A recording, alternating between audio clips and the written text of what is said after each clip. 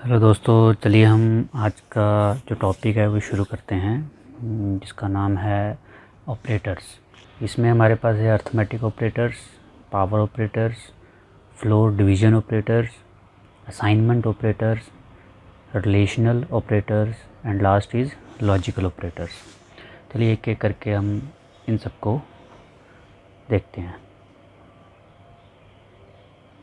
सबसे पहले है अर्थमेटिक ऑपरेटर्स। जो हमारे अर्थमेटिक ऑपरेटर्स होते हैं वो हम ज़्यादा मैथमेटिकल कैलकुलेशंस में यूज़ करते हैं। लाइक जैसे आपने देखा होगा, हमारे पास ये कुछ ऑपरेटर्स हैं जो हम यूज़ करते हैं। और यहाँ पर जैसे मैं देखूँगा, ये मेरा एडिशन है। एडिशन के लिए मैं प्लस साइन यूज़ करता हूँ, सब्ट्रैक्शन के लिए माइनस साइन यूज़ करता हूँ, मल्टीप्लिकेशन के लिए हम स्टार यूज़ करते हैं, डिवीज़न के लिए हम डिवाइड यूज़ करते हैं जो कि हमारा फॉरवर्ड स्लैश होता है बेसिकली, और मॉड्यूलो के लिए हम परसेंटेज का साइन यूज़ करते हैं। चलिए हम इसको अपने विजुअल स्टूडियो के ऊपर चेक करते हैं।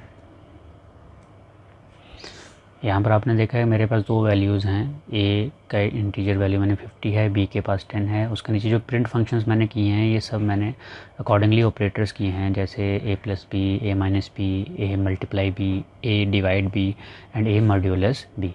चलिए हम इसका रिज़ल्ट देखते हैं।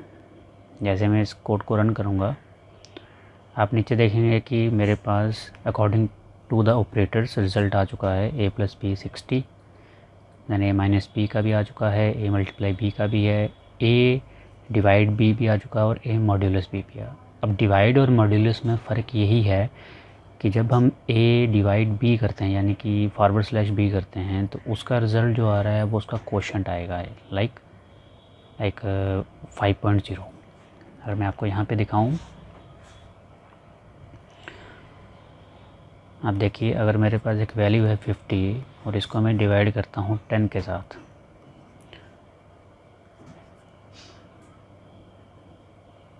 तो दैट इज़ 10 5 जा 50, राइट। बट यहाँ पे जब भी मैं डिवाइड करूँगा इसके साथ 0.0, यानी कि डिवाइड जब भी करूँगा तो ये मुझे एक फ्लोट नंबर देगा हमेशा। ये एक फ्लोट नंबर ही देगा मुझे। बट अगर मैं मॉड्यूलस करूँगा तो मॉड्यूलस का मतलब होता है कि वो इसका मुझे जो रिमाइंडर है वो रिज़ल्ट देता है। तो मतलब अगर मैं इसी नंबर को डिवाइड करता हूँ तो इसका रिज़ल्ट आएगा 5.0 इन ए फ्लोट नंबर, यानी कि क्वोशंट वैल्यू आएगी। और जब मैं इसका परसेंटेज निकालता हूँ, यानी कि इसका ये वो परसेंटेज नहीं है, ये मॉड्यूलस होता है। जब इसका मॉड्यूलस निकाला जाता है तो इसका रिज़ल्ट 0 आएगा, यानी कि वो उसको रिमाइंडर काउंट करेगा, राइट।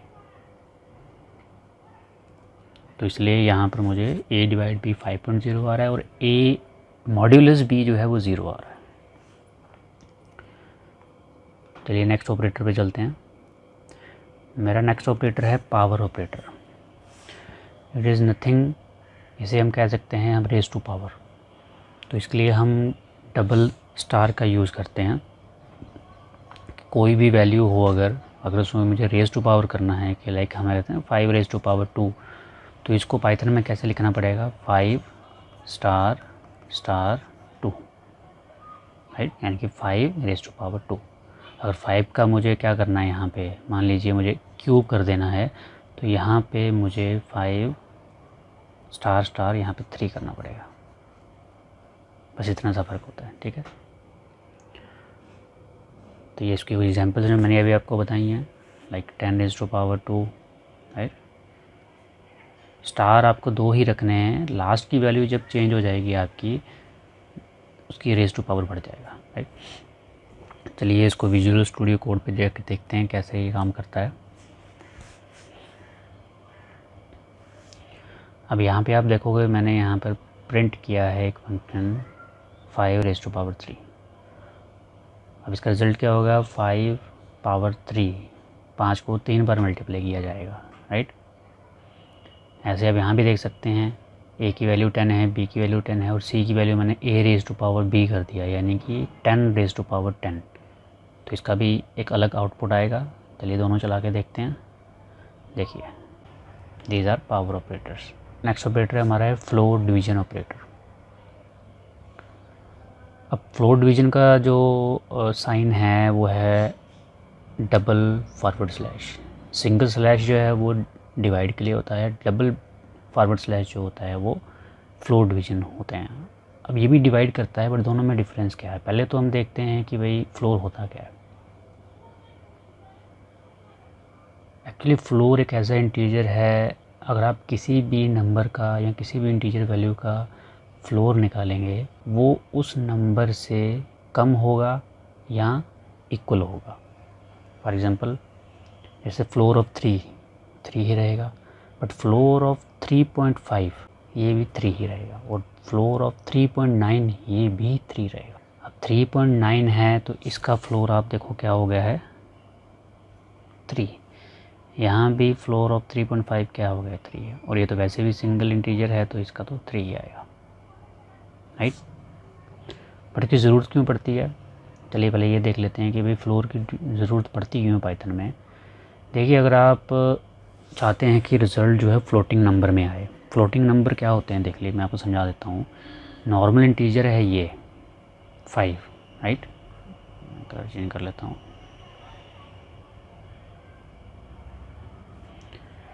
नॉर्मल नंबर है ये, राइट, फ्लोटिंग पॉइंट होगा ये 5.2 इज़ फ्लोटिंग पॉइंट, यानी कि डेसिमल में नंबर जो होते हैं वो फ्लोटिंग नंबर होते हैं। अब होता क्या है कि जब आप कोई नॉर्मल डिवीज़न करते हैं उसमें रिज़ल्ट जो होता है वो हमेशा फ्लोटिंग नंबर में आता है, राइट। फॉर एग्ज़ाम्पल देखिए ये, अब यहाँ मैंने 10 को 2 से डिवाइड किया। अब हमें पता है कि रिज़ल्ट जो है 5 है, बट जब भी हम पाइथन में ये डिवाइड यूज़ करते हैं तो हमेशा वो ऐसे रिज़ल्ट लाएगा। रिज़ल्ट 5 है बट वो 5 पॉइंट के आगे 0 लगा देगा, यानी कि उसको फ्लोटिंग पॉइंट में ले जाएगा। अब 20/10 2 होता है, बट उसको फ्लोटिंग पॉइंट में उसने 2.0 लिख दिया। अब आप चाहते हैं कि हमें जो रिज़ल्ट है वो चाहिए किसमें, इंटीजर वैल्यू आनी चाहिए, यानी कि अगर 5.0 है तो 5 आए, 2.0 है तो 2 आए। उसके लिए आपको ये फ्लोट डिवीज़न यूज़ करना पड़ेगा, जिसकी वजह से क्या होगा, जब फ्लोट डिवीज़न यूज़ करोगे तो वो जो फ्लोटिंग पॉइंट है वो हटा देगा। बस इतना फ़र्क है कि अगर आप फ्लोटिंग पॉइंट में नंबर नहीं चाहते हैं तो आपको वो क्या करेगा, आप उसके लिए फ्लोट डिवीज़न यूज़ कर सकते हैं, राइट। चलिए इसको हम विजुअल कोड पे जाके देखते हैं कैसे काम करता है। अब यहाँ देखिए 10/2 जो है इसका रिज़ल्ट 5.0 आ सकता है। अब उसी नंबर को अगर मैं फ्लोर करता हूँ तो देखिए क्या रिज़ल्ट आएगा, एक 5.0 है, एक 5 है, तो मतलब एक फ्लोटिंग पॉइंट में आ रहा है, एक किस में आ रहा है, एक इंटीजर वैल्यू में आ रहा है, राइट। चलिए हम नेक्स्ट ऑपरेटर पे चलते हैं जिसका नाम है असाइनमेंट ऑपरेटर। अब असाइनमेंट ऑपरेटर क्या है, it is use to assign same value to multiple variable and also assign multiple value to multiple variable। अब ये क्या है, इसको थोड़ा के लिए हम अपने विजुअल स्टूडियो कोड पे जाएंगे। तो यहाँ पर मैंने डिफरेंट वैल्यूज़ ली हैं, डिफरेंट वेरिएबल्स, यानी कि नेम सॉफ्टवेयर, एज 5, प्राइस 2.36। तो यहाँ मेरे वेरिएबल भी मल्टीपल हैं और उनकी वैल्यूज़ भी मल्टीपल हैं, कोई सेम नहीं है, राइट। और जब मैं इसको प्रिंट करूँगा अब देखें आउटपुट वही आ रहा है, नेम का जो भी वैल्यू है, एज की जो भी वैल्यू है और प्राइस की जो भी वैल्यू है। बट अगर मैं यहाँ नीचे आ जाऊँ इस वाले पार्ट में, मैं इसको पहले कमेंट कर देता हूँ और इनको अनकमेंट कर देता हूँ। अब इस वाले पार्ट में देखिए मैंने num1 equals to num2 equals to num3 equals to 5, यानी कि 3 डिफरेंट वेरिएबल्स हैं बट उनकी वैल्यू क्या है, सेम है। हम ऐसे भी तो जो असाइनमेंट ऑपरेटर है वही इक्वल्स टू को बोला जाता है, जो बीच में लगाया मैंने। तो असाइनमेंट ऑपरेटर सिंगल वैल्यूज़ के लिए भी होते हैं, और अगर हमारे पास डिफरेंट वेरिएबल्स हैं बट उनको एक ही वैल्यू असाइन करनी है उसके लिए भी होते हैं। अब इसका आउटपुट क्या आएगा देखिए, क्योंकि num1 भी 5 है, num2 भी 5 है और num3 भी 5 है। वेरिएबल अलग अलग हैं बट इनकी वैल्यूज़ क्या हैं, सेम है, राइट। चलिए नेक्स्ट पे चल के देखते हैं। हम ऐसे भी असाइन कर सकते हैं। अब यहाँ पे क्या है, मैंने एक ही लाइन में नेम, एज और हाइट कॉमा से सेपरेट कर दिया है, इक्वल्स टू, यहाँ पे मैंने उनकी वैल्यूज़ डाल दी हैं। तो मतलब ये पूरा का पूरा कोड जो है मैंने ये 2 ही लाइन में ख़त्म कर दिया है। तो असाइनमेंट ऑपरेटर ऐसे भी असाइन हो जाते हैं। तो असाइनमेंट ऑपरेटर बेसिकली कुछ नहीं है। असाइनमेंट ऑपरेटर आपका जो इक्वल्स टू साइन होता है, इसको बोला जाता है। तो जब भी हम कोई वैल्यू असाइन करते हैं, for example x equals to 5, that is the assignment operator, right. मैंने किया x equals to 5 and y equals to 5। तो x की वैल्यू भी 5 है, y की वैल्यू भी 5 है। तो इसको मैं ऐसे भी कर सकता हूँ, x, y इक्वल्स टू 5, क्योंकि दोनों की मल्टीपल वेरिएबल्स की वैल्यू क्या है, सेम है। तो एक ही लाइन में भी डाल सकता हूँ मैं। तो यहाँ पर भी असाइनमेंट ऑपरेटर है, ये भी 2 असाइनमेंट ऑपरेटर्स हैं, right. These are the assignment operators. Clear. चलिए हम नेक्स्ट चलते हैं। नेक्स्ट हमारा जो ऑपरेटर है वो है कंपाउंड असाइनमेंट ऑपरेटर। अब इसमें क्या होता है कि इसमें आप देखोगे कि ये असाइनमेंट ऑपरेटर के साथ ही कंबाइन होता है। इसमें जो हमारे पास यहाँ ऑपरेटर्स दिए हुए हैं, plus equals to, minus equals to, multiply equals to, divide equals to, modulus equals to, power equals to and floor division equals to. अब इनका यहाँ पे काम क्या है कि अगर जो आपके लेफ़्ट में वैल्यू है, इक्वल्स टू के लेफ़्ट में वैल्यू है, उसका रिज़ल्ट क्या होगा कि लेफ़्ट की और राइट की वैल्यू को प्लस किया जाएगा। फॉर एग्ज़ाम्पल मैं यहाँ पे लिखता हूँ a plus equals to 6, right. और यहाँ पे हमारे पास एक वैल्यू है पहले से 5। a में वैल्यू क्या है, 5 है। अभी क्या हुआ है, मैंने a प्लस इक्वल्स टू 6 किया है। इसका मतलब क्या है कि a में हमें फिर से वैल्यू डालनी है, बट पहले उसमें क्या ऐड करो, 6 ऐड करो, right. a plus equals to 6। तो इसको मैं ऐसे भी लिख सकता हूँ, a equals to a plus 6। अब a में वैल्यू क्या है पीछे, 5 प्लस 6 इक्वल टू 11। अब a की वैल्यू क्या हो गई है, 11।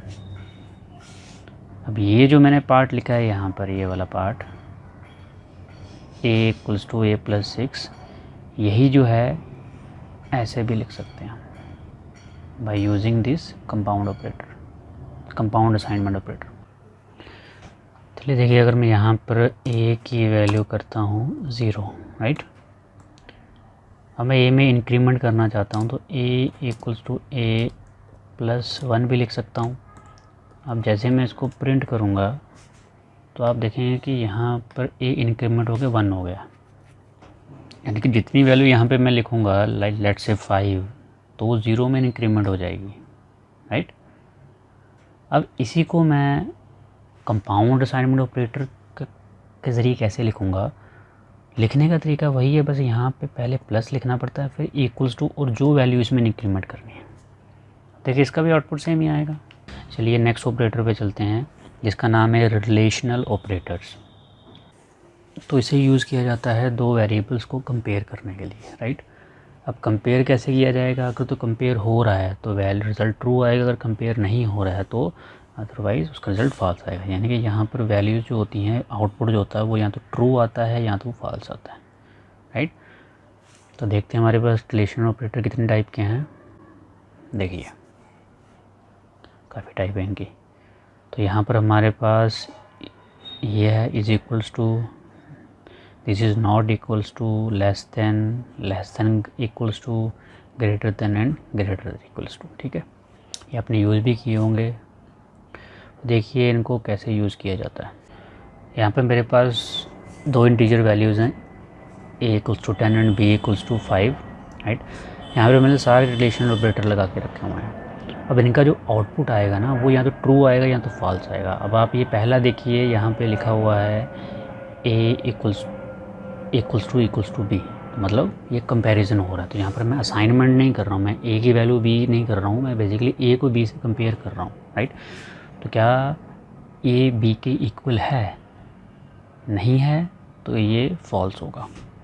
ऐसे ही मैंने सभी यहाँ पर रिलेशन ऑपरेटर्स लगा रखे हैं। अब इनका हम रिज़ल्ट निकालते हैं। तो देखिए नीचे, ए बी के इक्वल है, नहीं है, तो फॉल्स।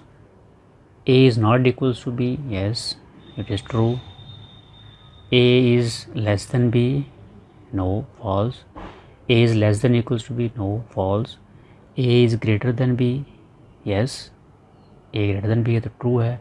और A is greater than equals to B, yes, यहाँ तो ग्रेटर देन होगा या इक्वल्स टू होगा, या दोनों हो सकते, दोनों तो हो नहीं सकते, ठीक है, तो ट्रू, राइट।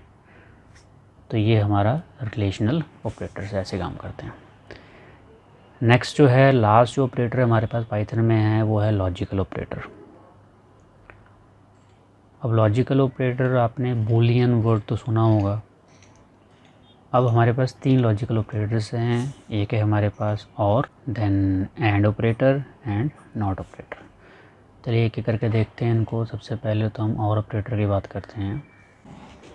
तो और ऑपरेटर में हमारा जो इनपुट है, राइट, वो एटलीस्ट अगर 0 हुआ तो रिज़ल्ट उसका 1 आएगा।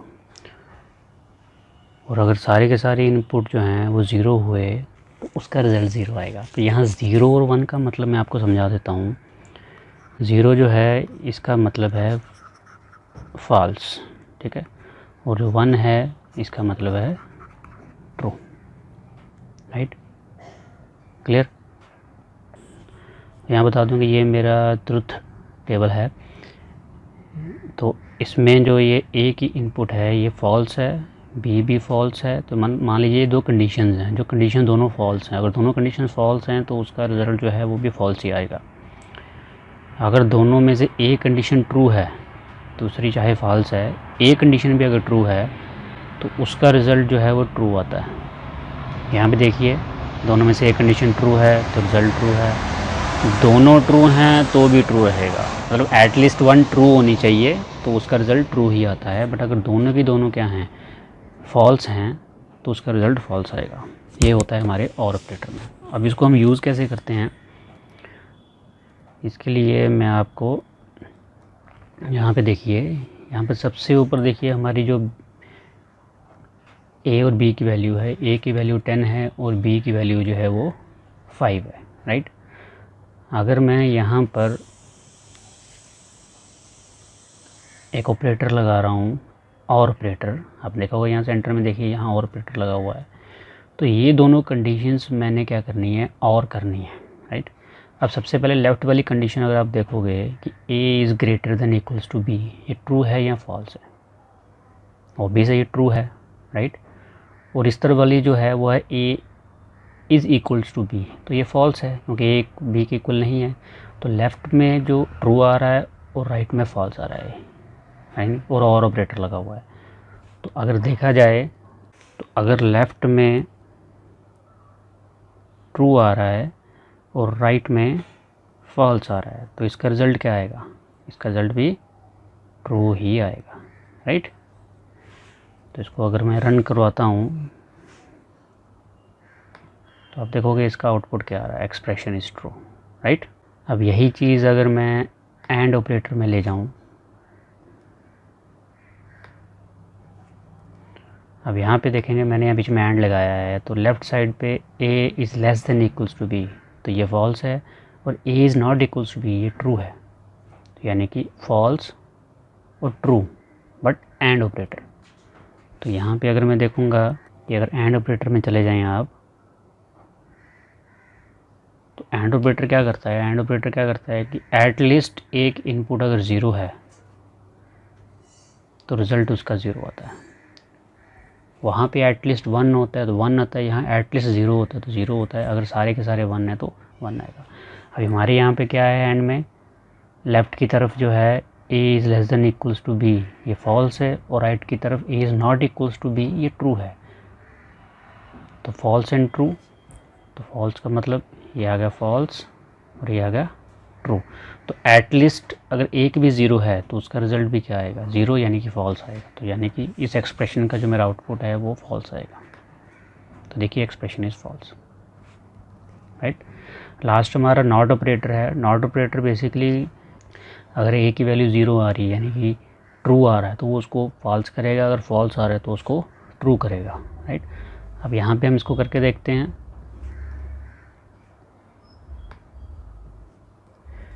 यहाँ पे आप देखेंगे कि मेरा जो एक रिज़ल्ट है, ये इतना पार्ट है, ये मैंने सबसे पहले यहाँ यूज़ किया था और में, राइट। मैंने और लगाया हो, तो ये नॉट का और के साथ कोई लेना देना नहीं है। बेसिकली इसका जो भी रिज़ल्ट होगा, अब इसका रिज़ल्ट आया था ट्रू, वो इसको नॉट कर रहा था, यानी कि जो भी इसका रिज़ल्ट आएगा वो नॉट हो जाएगा, यानी कि फॉल्स हो जाएगा। अब इसको रन करके देखते हैं, देखिए फॉल्स हो। तो बेसिकली इतने पार्ट का जो रिज़ल्ट था और गेट के अकॉर्डिंग वो ट्रू होना था, बट यानी कि पहले मैंने नॉट लगाया हुआ है तो ये पूरे इस रिज़ल्ट का नॉट इन्वर्ट हो गया है, तो वो उसको क्या कर देगा, इन्वर्ट करके फॉल्स कर देता है, राइट। ये हमारा नॉट ऑपरेटर। तो ये थी हमारी वीडियो आज की। आपको ऑपरेटर्स की वीडियो कैसी लगी है, अगर अच्छी लगी है तो प्लीज़ प्लीज़ प्लीज़ कमेंट ज़रूर कीजिएगा और वीडियोज़ को आगे शेयर कीजिए, सब्सक्राइब कीजिए। Thank you so much.